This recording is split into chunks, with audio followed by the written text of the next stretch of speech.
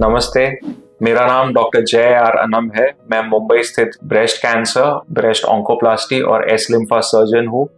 आज मैं इंट्रोड्यूस करना चाहता हूँ आपको डॉक्टर क्रांति महाजन के साथ। डॉक्टर क्रांति महाजन मुंबई स्थित very well known plastic surgeon है जो कि ऑन्को रिकंस्ट्रक्शन में काफी काम कर रहे हैं। तो वेलकम डॉक्टर क्रांति महाजन। थैंक यू डॉक्टर जय। सो डॉक्टर क्रांति, थैंक्स अ लॉट कि आपने थोड़ा समय दिया है मेरे श्रोताओं के लिए। मैं सीधा मुद्दे पे आता हूँ कि मैं एक ब्रेस्ट कैंसर सर्जन हूँ। बहुत बार ना चाहते हुए भी मुझे कुछ लेडीज का मैस्टेक्टमी करना ही पड़ता है। मैस्टेक्टमी का मतलब होता है कि हम जब पूरा स्तन बाहर निकाल देते हैं। तो ऐसे लेडीज से जो 35 है, 45 है, यहाँ तक के 55 ईयर ओल्ड लेडीज भी आजकल पूछते हैं कि सर आपने ब्रेस्ट निकालना ही पड़ेगा बट रिकंस्ट्रक्शन का क्या ऑप्शन है। तो यार डॉक्टर महाजन, आप क्या कहना चाहेंगे कि होल ब्रेस्ट रिकंस्ट्रक्शन के क्या ऑप्शन हैं? ऑप्शन तो काफ़ी है, लेकिन डेफिनेटली मैं सलाह दूंगा कि इतने अर्ली एज में रिकंस्ट्रक्शन करवाना ही चाहिए, क्योंकि ब्रेस्ट कैंसर में क्योर के चांसेस है और लॉन्ग लाइफ के चांसेस रहते हैं। तो इस कंडीशन में जो ब्रेस्ट रिकंस्ट्रक्शन होता है उसकी वजह से आपको कंप्लीटनेस की फीलिंग आती है और ये करना मैं रिकमेंड करूँगा।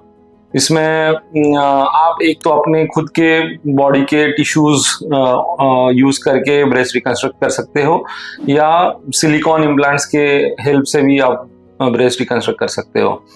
तो अपने बॉडी के जो टिश्यूज है उसमें भी आपके पास में 2 या 3 ऑप्शन हैं, जिसके लिए अपन पेट का अम्बिलिकस के निचला भाग लेके उससे आप ब्रेस्ट रिकंस्ट्रक्ट कर सकते हो, या पीठ का लैटिसिमस डॉर्साई करके एक मसल होती है उसके साथ में फ्लैप लेके ब्रेस्ट रिकंस्ट्रक्ट कर सकते हो। दोनों के अलग अलग इंडिकेशंस हैं। उसके हिसाब से बेस्ट आपके लिए जो सूट होता है वो फ्लैप चूज करते हैं। यदि आपका दूसरे साइड का ब्रेस्ट छोटा है और ज़्यादा टिश्यू की रिक्वायरमेंट नहीं है तो पीठ का जो फ्लैप है, लैटिसिमस डॉर्साई फ्लैप, वो लेके भी आप ब्रेस्ट रिकंस्ट्रक्ट कर सकते हो। या आपका कॉन्ट्रालैटरल दूसरा वाला जो ब्रेस्ट है वो काफ़ी बड़ा है और बल्की है और आपको यदि ज़्यादा टिश्यू की ज़रूरत है तो पेट से भी आप ले सकते हो। उस सर्जरी में जब पेट से निकलते हो तब वो जो टिश्यू है वो अपन सीधा पेट से ब्रेस्ट तक ट्रांसफ़र करते हैं, तो उसके साथ में उसकी नसें भी लेते हैं, आर्टरीज एंड वेन, और वो आपके बगल के या छाती के नसों के साथ में जोड़ देते हैं। ये थोड़ा सा बड़ा सर्जरी है, लेकिन इसमें काफ़ी प्ले मिलता है, काफ़ी टिश्यू मिलता है, तो ब्रेस्ट का शेप काफ़ी मैचिंग करने के लिए काफ़ी सारा हमारे पास में ऑप्शंस रहता है। और उसमें उस साथ साथ में आपको ब्रेस्ट का जो एक्स्ट्रा एक्सेस पार्ट है वो भी निकल जाता है पेट से, तो सॉर्ट ऑफ टमी टक के जैसा आपको एक तीर से दो निशाने मिल जाते हैं और काफ़ी बेहतर फील करते हैं मेरे पेशेंट्स ये करने के बाद में।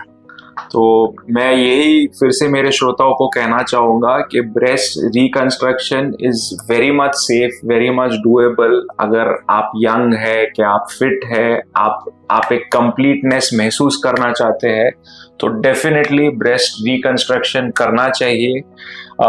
मैं फिर डॉक्टर क्रांति महाजन से ये पूछना चाहूँगा कि जो इंडिया का जो एवरेज ट्यूमर साइज है वो कंपेयर टू यूएस या लंदन, यूके जैसे, उससे काफ़ी बड़ा है। तो काफ़ी सारे पेशेंट्स ऐसे भी रहते हैं कि जिनको रेडिएशन हमें ऑपरेशन के बाद देना ही पड़ता है। तो उनकी क्या सलाह रहेगी कि ऐसे पेशेंट्स में जब हम ब्रेस्ट रिकंस्ट्रक्शन करें तो क्या सिलिकॉन वो सेफ है, कि ओन टिश्यू ऑटोलॉगस फ्लैप वो ज़्यादा सेफ है? हालांकि रेडिएशन की टेक्निक्स भी बहुत ज़्यादा इम्प्रूव हुई है, बट उनका पर्सनल एक्सपीरियंस क्या रहेगा, उनकी क्या सलाह रहेगी पेशेंट्स के लिए? डेफिनेटली देखो, खुद का टिश्यू रहता है तो कभी भी बेटर है than foreign material like silicon.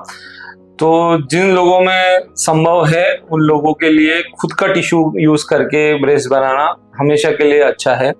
उसमें लॉन्ग टर्म कोई भी कॉम्प्लिकेशन नहीं रहता है, ना ही आपको चेंज करना पड़ता है। और रेडिएशन की बात करें तो कई बार रेडिएशन की वजह से जो सिलिकॉन इम्प्लांट डाले रहता है उसके बाजू में जो लेयर बन जाती है उसको कैप्सूल बोलते हैं, वो कॉन्ट्रैक्ट होने का, शेप चेंज होने का, और जिस ओरिजिनल शेप में अपन जहाँ निप्पल एरियोला बनाया था वो शिफ्ट होने का चांसेस बहुत ज़्यादा है।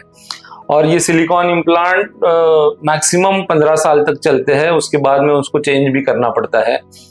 तो मेरा सलाह रहेगा जहाँ तक के संभव है वहाँ तक अपन अपना खुद का टिश्यू, ऑटोलोगस टिश्यू यूज करके ब्रेस्ट बनाए तो बेहतर है। तो मैं वंस अगेन डॉक्टर क्रांति महाजन को शुक्रिया कहूँगा कि उन्होंने अपना एक पॉइंट ऑफ व्यू पर्सपेक्टिव एक प्रेजेंट किया है।